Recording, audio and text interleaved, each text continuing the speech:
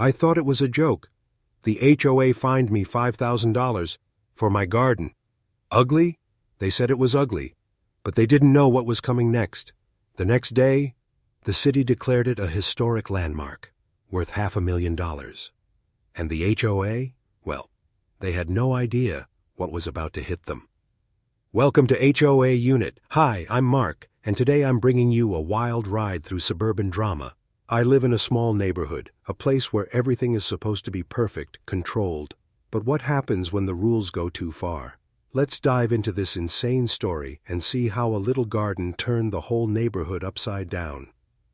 The next morning, I was still trying to wrap my head around the fact that I had been fined $5,000 by the HOA for my garden.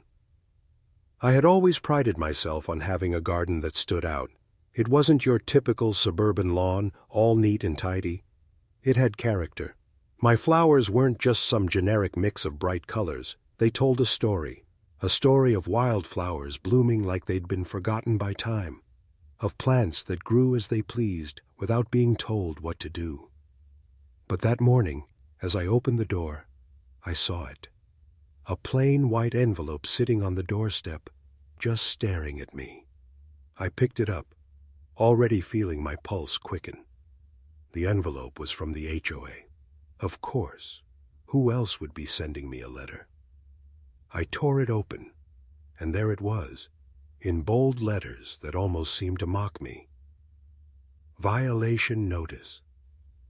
I stared at it, my eyes racing over the text. Your garden does not meet the HOA's standards. A $5,000 fine has been issued for failure to maintain proper landscaping. I was speechless. My hands started to shake as I read it over again. $5,000 for a garden. I had a garden, yes, but it wasn't even that bad, was it?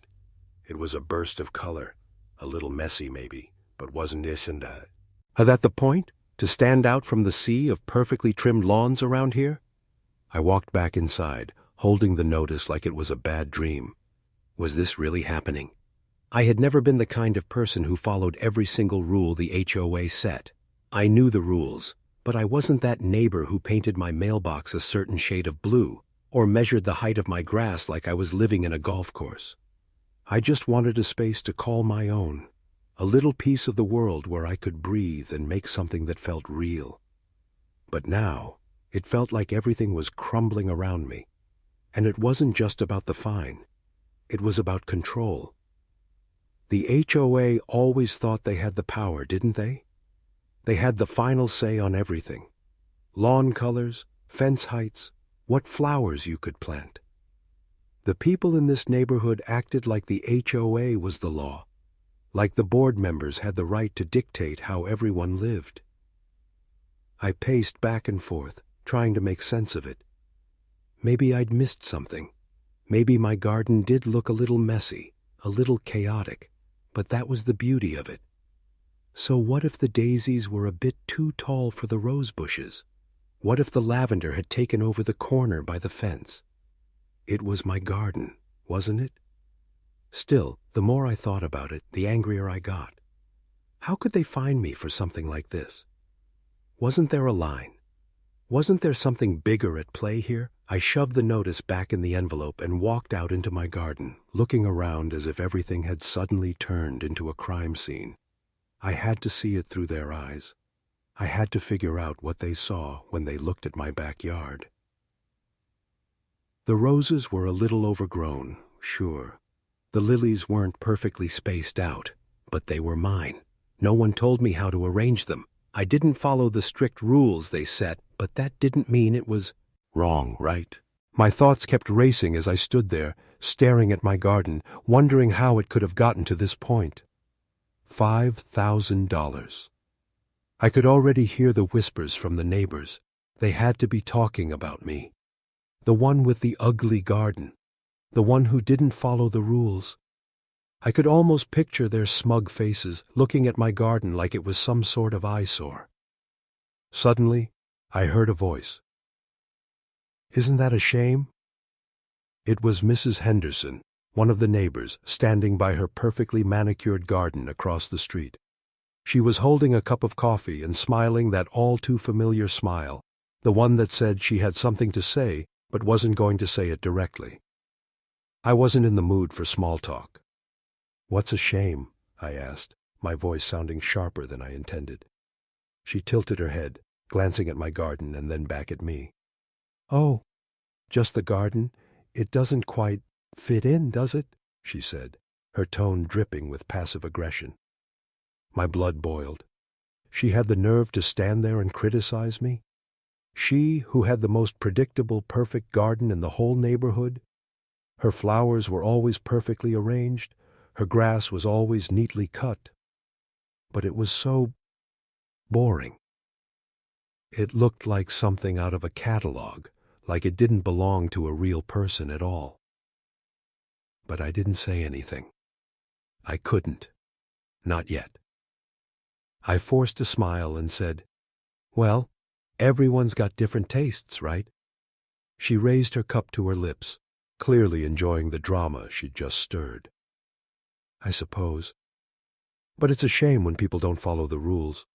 Makes the whole neighborhood look, well, a little less nice." I didn't want to hear it. I turned back to my garden and tried to shake off the frustration. I wasn't going to let Mrs. Henderson get to me. But in the back of my mind, something was stirring. The HOA had already sent me the fine. What was next? I had a choice now. Should I just pay the fine and try to fit in, or should I stand my ground? Was I going to let them win, let them turn my garden into something bland and lifeless? I looked at my garden again, wondering if I was ready to fight back. But then I asked myself one more thing. What happens when someone refuses to play by the rules, and the system fights back? What would you do in my shoes? Should I follow the rules, or stand my ground and risk it all? I had no choice but to face the HOA president. It was either that or keep wondering why my garden had become the talk of the neighborhood, or worse, why I'd been slapped with a $5,000 fine for a garden that I loved. The HOA president, Mrs. Carmichael, had always rubbed me the wrong way. She was the kind of person who thought she had it all figured out, the type who couldn't stand anyone stepping out of line, the perfect house, the perfect yard, the perfect life. It was all part of her little vision for the neighborhood. I called to schedule a meeting, and she didn't hesitate for a second. Of course, she was happy to see me. I had no idea what I was walking into, but I had a feeling this was going to be more than just a polite conversation. I showed up at the HOA office the next day. It was this dull beige building that looked like it had been built in the 70s and had never been updated since. I knocked on the door, and she answered, her expression already rehearsed. "Mr. Foster," she said, her voice all sugar, but her smile never quite reached her eyes. "Come in." I entered, and it was just as I expected. Everything about this place screamed control. Every desk was perfectly arranged, no papers out of place. Even the chairs seemed to have been chosen for their stiff, unwelcoming appearance. The room felt like it was designed to remind you that you weren't in charge here. Mrs. Carmichael sat behind her desk and gestured to the chair across from her. "Please have a seat." I didn't want to sit, but I did. I couldn't help but feel like I was walking into some kind of trap. This wasn't going to be a friendly conversation. No, this was her domain, her world where every rule was sacred, every lawn was meticulously trimmed, and every homeowner was a pawn in her game. I sat down, trying to hide the anger rising in me. "I want to know why you fined me," I said bluntly. "My garden doesn't break any laws. It's not some kind of eyesore." She tilted her head slightly, still smiling. But now there was a glint of something sharp in her eyes. "Well, Mr. Foster, it's not about laws, is it? It's about maintaining the integrity of our community. We can't allow one person to ruin it for everyone else." I raised an eyebrow. "Ruin it? My garden's not hurting anyone. It's alive. It's colorful. It has personality. Her smile didn't waver. "That's exactly the problem," she said. "It's too much personality. The HOA's goal is to keep everything uniform, everything clean and pristine. You know the rules." I thought I was going to explode. "What rules? The rules that say I can't plant what I want in my own yard?" She leaned forward slightly, folding her hands together. "Mr. Foster, I understand you want to express yourself, but this isn't about you. It's about everyone else. The other homeowners don't want to look out their windows and see a garden that clashes with the rest. They want order. They want peace." I felt my blood start to boil. "So, what are you saying? That I should just tear everything down? Make it look like a boring, sterile lawn?" Her expression softened, but it was the kind of softness that told me she wasn't backing down. "What I'm saying, Mr. Foster, is that if you want to live here, you have to follow the rules. You can't just do whatever you want and expect the neighborhood to accept it." I didn't know how to respond. She was acting like I was the one who was causing problems, like my simple garden was somehow disrupting the universe. I could feel the weight of her authority, like she was pushing down on me, making me feel small. But something inside me snapped. "You know," I said, leaning forward, "it's funny. I thought this neighborhood was supposed to be about community. But all I see is a bunch of people too afraid to express themselves, too afraid to stand out. And you, Mrs. Carmichael, you're the one trying to control everything, make it all look the same. Is that what community really is? A bunch of identical houses and gardens where no one's allowed to be different?" Her eyes narrowed, but she didn't say anything right away. I could see that I'd struck a nerve. Maybe I wasn't just some troublemaker in her eyes anymore. Maybe now I was a challenge. She cleared her throat, sitting up straighter. "I didn't want it to come to this, Mr. Foster. But if you continue to refuse to follow the rules, we'll have to take further action." I didn't flinch. "You mean you'll find me again, right? What's next? Another $5,000? Her lips twitched. "I'll give you one last chance, Mr. Foster. Clean up your garden. Make it conform. And you won't hear from us again. But if you don't, we'll have no choice but to escalate it." I stood up, finally feeling like I wasn't the one being pushed around. "So what you're really saying is that you want me to destroy what I've created. You want me to make everything look like a cookie-cutter version of the house next door." I paused, letting that sink in. "But here's the thing, Mrs. Carmichael. I'm not going to do that." She didn't look surprised, but I could tell something had shifted. This wasn't just about the garden anymore. This was about power, and I wasn't going to let her win. I walked out of her office, the door clicking shut behind me, but I didn't feel defeated. I felt something else, something I hadn't felt in a long time. The spark of rebellion. As I stood outside the building, the realization hit me like a ton of bricks. This wasn't just about my garden anymore. It was about standing up for myself, and standing up against this whole system that made people believe they had to conform. But the question remained. Was I willing to take the next step? Was I really ready to fight this battle? And if I did, what would the consequences be? I couldn't get that meeting with Mrs. Carmichael out of my head. The way she had looked at me, like I was some kind of troublemaker. I wasn't breaking the law, but she made it sound like I was threatening the very fabric of this neighborhood's existence. So I decided to dig deeper. If I was going to stand my ground, I needed to know exactly what I was up against. I couldn't just guess my way through this anymore. I had to see it. All of it. That afternoon, I sat down at my kitchen table with a cup of coffee and pulled out the HOA's rule book. It was a thick binder, filled with rules that were so specific They almost sounded like they were made to control every minute detail of life in this neighborhood. Lawn height, tree pruning, the distance between the mailbox and the curb. Nothing was left to chance. I flicked through the pages, each one more ridiculous than the last. There were rules about the shade of green your lawn had to be.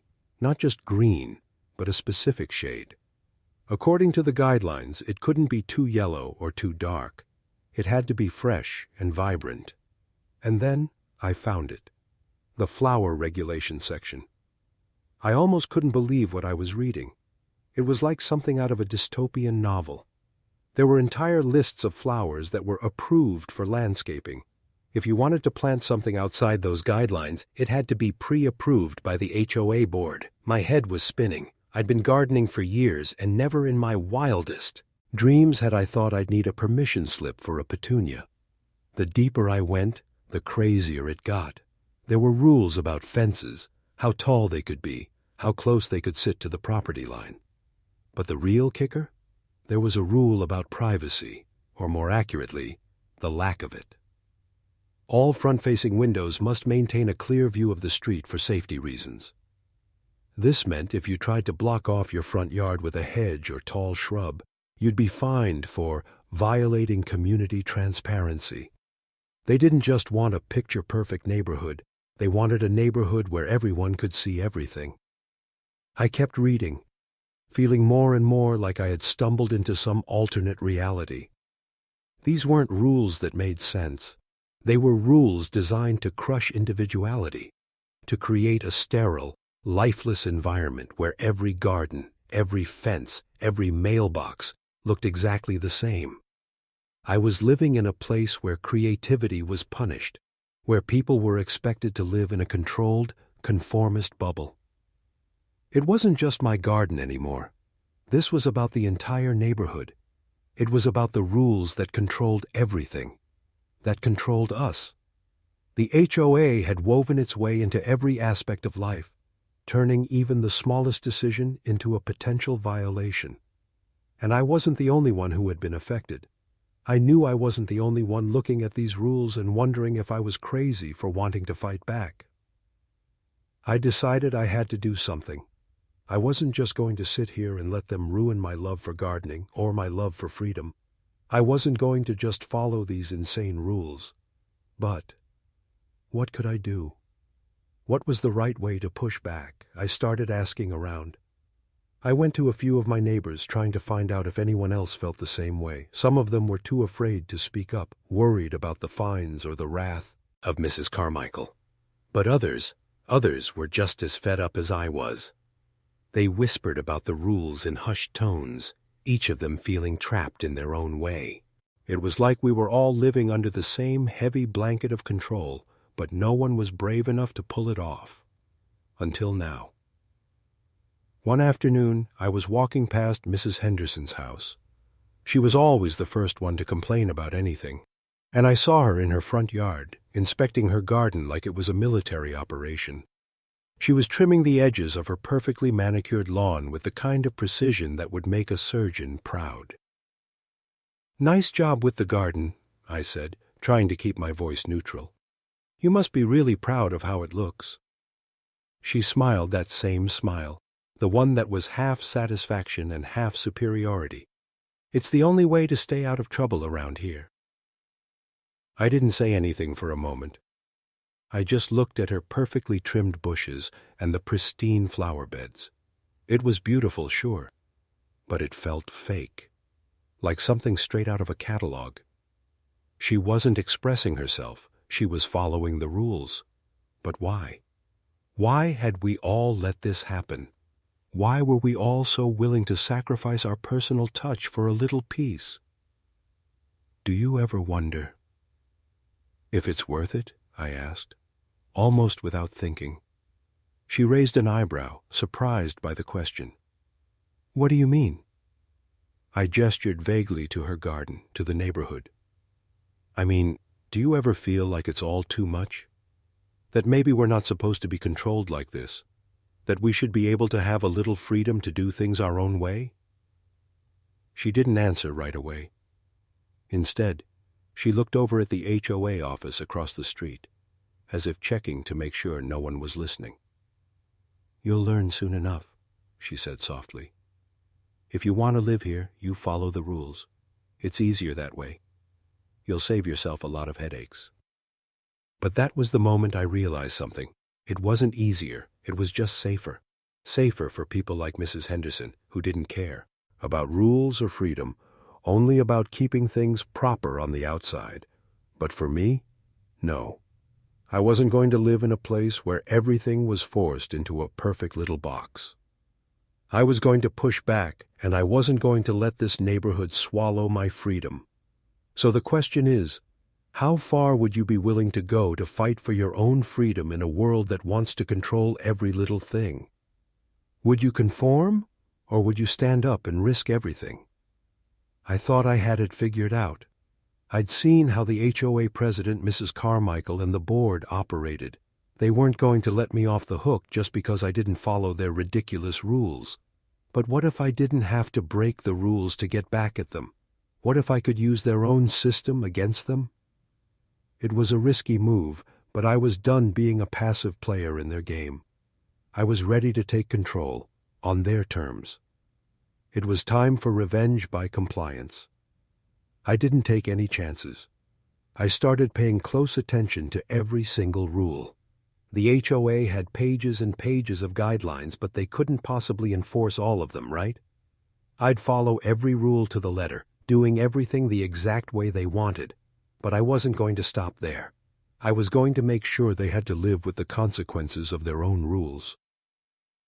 I started with the garden. The first thing I did was tear out the flowers that I loved, the ones that were too wild or too unruly in their eyes. The daisies, the sunflowers, the lavender, all gone. In their place, I planted rows of perfectly spaced, approved flowers from their list. Everything was neat. Everything was uniform. My garden looked like it had been plucked straight out of a real estate brochure. But I wasn't just planting flowers. I was planting the seeds of rebellion. The more I followed the rules, the more I realized just how absurd they were. Had to paint my fence the exact right shade of white, and I made sure it was perfect. No spots, no drips, nothing that would give them an excuse to complain. Next, I tackled the mailbox. The height had to be exactly 4 feet off the ground, no more, no less. But what I didn't expect was how tedious it would be to measure it so precisely. 4 feet was the magic number, but I was going to make sure it was right. I spent hours ensuring that my mailbox was exactly as the rules demanded. I even got a measuring tape out, checking it multiple times just to be sure. And that's when it hit me. I was playing by their rules. Every inch of my yard, every little detail, was now their perfect vision. They couldn't complain about anything because I had followed their guidelines to the letter. The power had shifted, or at least it felt like it had. But the HOA wasn't used to people like me. They weren't used to people who didn't care about fitting in, but now I was showing them just how well I could play their game. I wasn't going to let them get away with punishing me for my ugly garden. Oh no, I was going to ruin them, but I wasn't going to do it by breaking the rules. The HOA started sending me letters, but they weren't like the ones I'd received before. These were polite, professional. It was clear they were trying to figure out what was going on. At one point, I even received a personal note from Mrs. Carmichael herself. She mentioned how impressed she was with my improvements to the property, how everything looked much more orderly now. Of course, there was still the question of the fine for my ugly garden. But they weren't mentioning it much anymore. Instead, they seemed focused on how pleased they were with my compliance. This wasn't going how I'd expected. They were almost congratulating me. I couldn't let that happen. It was time to take things further. I sent in my next payment, and with it I attached a small note, a reminder that I'd be following every single rule for the rest of my time here. I mentioned how thankful I was that the HOA had such clear guidelines for the community, as it made things so much easier for people like me who just wanted to fit in. But the note was more than just polite. It was a little jab, a hint of what was really coming. I kept playing by the rules, but every time I followed a new one, I made sure the HOA knew about it. I made it obvious that I was doing exactly what they had asked. And then some. And the more I did it, the more they had to watch me. Because now they couldn't ignore my perfectly manicured lawn, my pristine mailbox, and my garden that fit their idea of beauty. But there was something else at play now. Something bigger. As I walked around the neighborhood, I noticed the other homes. Some of them were slowly starting to improve their yards. They were trimming their bushes, pulling weeds, following every guideline, just like I was. It was like a wave had started to roll through the neighborhood. No one was standing up to the HOA directly, but they were starting to comply. And they were doing it on their own terms. I realized something important. The more we all complied, the more it showed the HOA just how much control they had. But I wasn't sure if that was enough to change anything. I had to make sure they felt the weight of it, that they felt the irony of what was happening. After all, they couldn't possibly keep all of us in check, could they? The more they pushed, the more they wanted perfection, the more they were creating an army of perfect little rule followers who were all too happy to comply. But I knew they weren't prepared for what came next. The more rules I followed, the more cracks I started to see in their system. What would happen when they saw how easy it was to make their perfect little world fall apart? It was time to keep playing the game. But it was time to turn up the heat. I was about to show the HOA just how fragile their perfect world really was. But what happens when you play by the rules? And then realize you've set the stage for your own victory. I had been playing their game. I was following every rule, measuring every inch of my lawn, my mailbox, my garden. I had turned into the perfect model neighbor. My garden had transformed from the vibrant, wild space it once was into something Mrs. Carmichael would consider acceptable. But there was a part of me that wasn't satisfied. It didn't feel like a win. Not yet. The fight wasn't over. The real revenge was still waiting for me. Then it happened. I wasn't expecting it. I had already sent in my last payment along with my polite note, and I thought I had done everything by the book. But that afternoon, when I checked my mailbox, I found something I didn't expect, something that made my heart skip a beat. It wasn't another fine or notice from the HOA. It was an official letter from the city. I ripped it open without a second thought. The words on the page hit me like a ton of bricks. Congratulations, your garden has been officially designated as a historic landmark. Historic? My garden? The one they'd called ugly? The one that had cost me $5,000 in fines? I stood there, staring at the paper in disbelief. How could this happen? Was this some kind of joke? The words historic landmark didn't seem to belong with my garden. But there it was, in black and white. The city had declared my wild, untamed garden a piece of local history. It didn't take long for the reality to sink in. The HOA, the very organization that had fined me, that had tried to control my every move, now had no choice but to recognize my garden. They had been so busy trying to control everything that they hadn't noticed what they were really dealing with. My garden, once deemed a violation of their rules, was now an asset, a city land mark, worth $500,000. At first I couldn't stop laughing. The irony was almost too much to handle. The HOA had wanted uniformity, perfection, and now they were forced to see that my ugly garden was far more valuable than their cookie-cutter lawns ever would be. I couldn't help but wonder how Mrs. Carmichael felt when she first heard the news. She'd spent so much time trying to control my property, telling me it wasn't up to standard, but now my garden was officially recognized as something special, something worth preserving. I called a few of my neighbors to spread the news. I could barely hold in my excitement. Some were surprised. Others were just as amused as I was. No one, not even Mrs. Henderson, could deny that my garden had become the talk of the neighborhood in a way they never expected. But that wasn't all. As soon as the city made its announcement, people started showing up at my house. Tourists, curious about the garden that had caused such a stir, were taking pictures. The local press even showed up to write a story about it. People wanted to see what had once been considered ugly, now glorified as a historic landmark. The HOA couldn't do anything to stop it. They tried to ignore it at first, but the more attention my garden got, the more they realized they had lost control. They had no choice but to admit it. They had underestimated me. They had underestimated the power of individuality, of doing things your own way. And now, the city had recognized my garden for exactly what it was. Something unique. Something worth remembering. The best part? The HOA had no idea how to handle it. Mrs. Carmichael sent me a letter congratulating me on my improvements, but it was as passive-aggressive as you'd expect from someone who had spent so much time trying to force everyone to fit into her perfect little box. They tried to silence it. They tried to keep it under wraps. But the more they tried, the bigger my garden became in the eyes of the public. It wasn't just about flowers or plants anymore. It was about the power of resistance, the power of standing up for what you believe in, even when the system tries to crush you. The irony. It was that the more I followed their rules, the more they had to face the consequences of their own system. They had created a culture where everything had to be perfect, and now my garden was standing as a testament to what happens when you don't conform.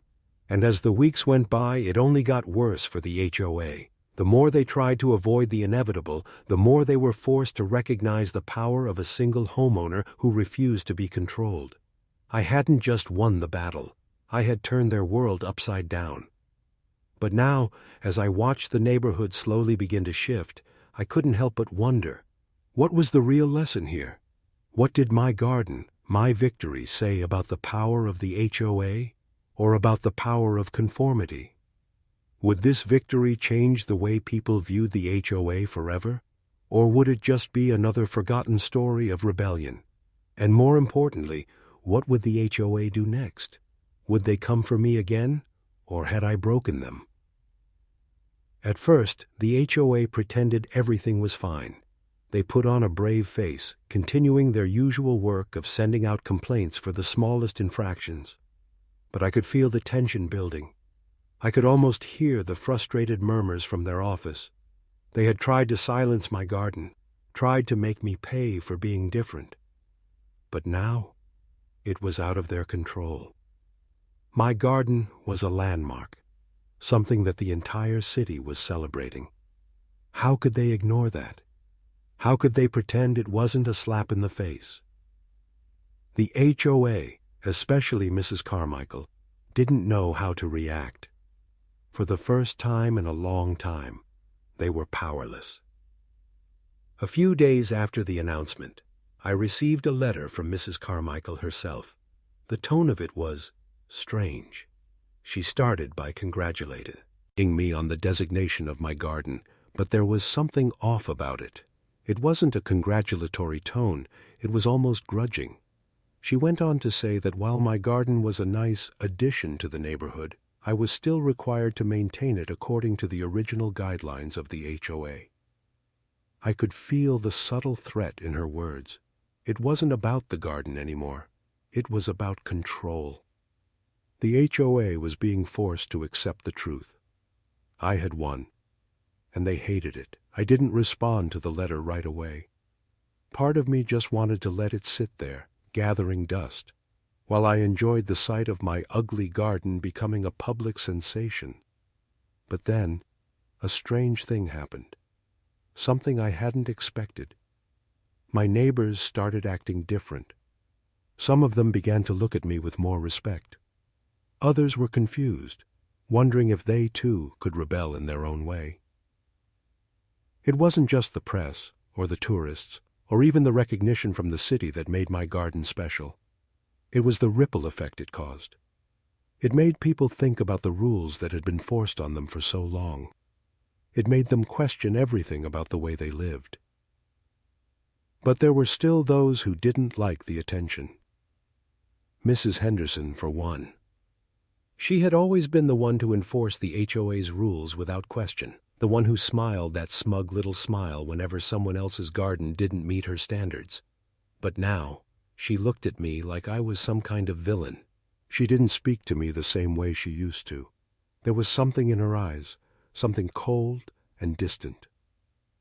The more I thought about it, the more I realized that my victory wasn't just mine, it was something bigger. It was a wake-up call. It wasn't just about a garden anymore, it was about the HOA's suffocating control and how it had been accepted without question for so long. But the real turning point came one fateful evening. I was sitting on my porch, sipping my coffee and admiring the view of my now famous garden, when I noticed something strange. Mrs. Carmichael and a few other members of the HOA board were walking down the street, heading straight for my house. At first, I thought maybe they were just passing by. But then, they stopped right in front of my garden. I couldn't hear them, but I could see their body language.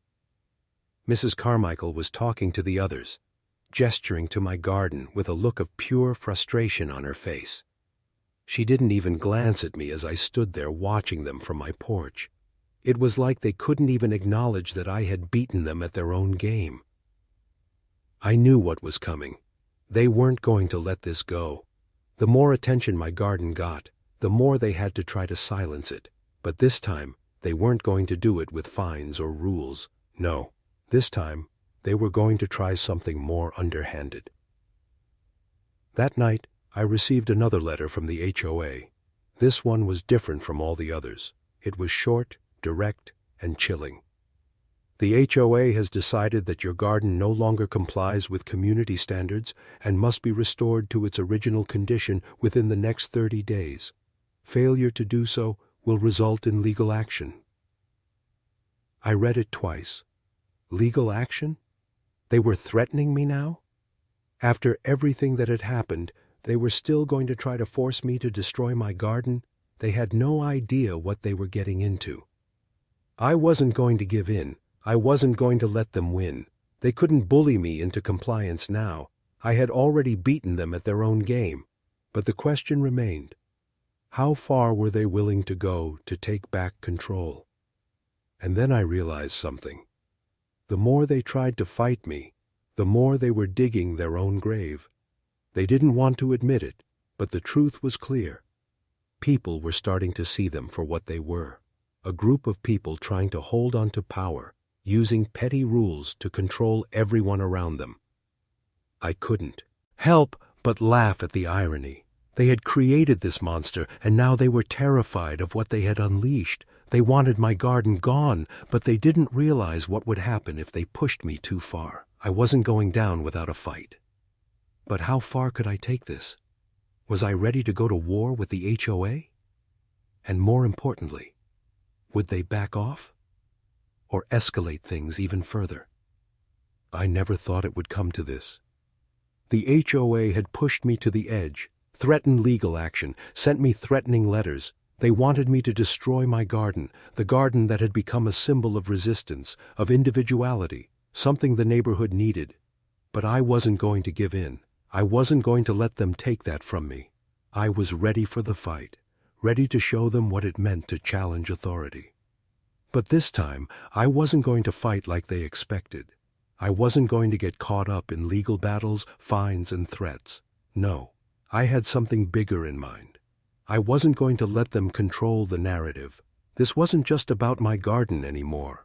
It was about standing up to a broken system, a system that had been operating under the illusion of perfection for too long. That evening, as I sat on my porch, something happened that changed everything. I was expecting a knock on the door, maybe some more legal threats, maybe even a team of lawyers. But instead, I got a letter, a final letter from the HOA. I opened it with a deep sense of anticipation, my fingers trembling slightly. It was from Mrs. Carmichael. She had finally cracked. "Dear Mr. Foster," the letter began, "after careful consideration and much deliberation, the HOA board has decided to officially withdraw any further action regarding your garden. The city's designation of your garden as a historic landmark has caused us to reassess our position. We recognize the importance of community, engagement, and diversity of expression within our neighborhood. As such, the HOA will no longer pursue any fines or actions against you. I couldn't believe what I was reading. They had given up. The HOA, the very institution that had tried to crush me for being different, had finally admitted defeat. They had to recognize that the community didn't want to be controlled anymore. My garden had become a symbol not just for me, but for everyone who felt suffocated by the HOA's rules. I felt a rush of triumph, but also relief. It wasn't just about winning. It was about something much deeper. I had fought for the right to be myself, to express myself without fear of punishment. And now the whole neighborhood was seeing the power of that. But the real victory came when I stepped outside the next morning. As I walked down the street, I noticed something unexpected. People were starting to smile at me. Neighbors who had once turned their backs, who had been too afraid to stand up to the HOA, were nodding at me in approval. Some even waved. It was as if they had all been waiting for someone to take the first step, to show them that it was possible to fight back and win. The streets weren't just quieter. They were filled with a sense of freedom. People weren't walking around with their heads down anymore, afraid to speak their minds or question the rules. I could hear the whispers. Did you hear about the garden? Maybe we should do something like that. Maybe we don't have to follow every rule to the letter. I couldn't help but smile. I had done it. I had changed the neighborhood, and not just by turning my garden into a landmark.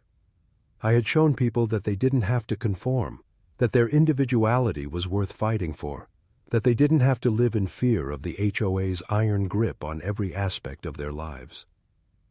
And then it hit me. I had turned the tables. I wasn't just a homeowner with an ugly garden anymore. I had become a symbol of rebellion, of freedom. The HOA could no longer hold power over me. Hay had underestimated the strength of one person, and in doing so, they had set off a chain reaction. People were questioning the rules, questioning the system, and realizing they didn't have to accept it. But just as I was savoring the taste of victory, I noticed something strange. Mrs. Carmichael was standing on her porch, watching me from a distance. Her expression was unreadable, but I could tell she wasn't pleased. She had lost, but she wasn't ready to admit defeat just yet. I approached her slowly, ready to face her once and for all. She didn't say anything at first, just watched me as I walked up the street toward her. "I hope you understand, Mr. Foster," she finally said, her voice tight with restraint. "This was never personal. We were just trying to maintain order, to protect the community." I wasn't sure what to say. Part of me wanted to gloat, to remind her of everything I had achieved. But another part of me, the part that had fought for change, just felt tired. Tired of the rules, tired of the control, tired of everything that had made me feel small and powerless. "I understand," I said quietly. "But I think we both learned something here. The community doesn't need to be protected from itself. It just needs to be allowed to breathe." She looked at me for a long time, as if trying to process what I had said. And then, without another word, she turned and walked back into her house. And just like that, the battle was over. The HOA had lost, but more importantly, the neighborhood had won. I had won. My garden was no longer just a collection of flowers. It was a testament to the power of individuality, to the strength of standing up for what you believe in, no matter the odds. As I stood there, looking at the vibrant garden that had sparked so much change, I couldn't help but feel a sense of satisfaction. I had done something that no one thought was possible. I had changed the rules. But the real question was, what happens when everyone realizes their own power? When they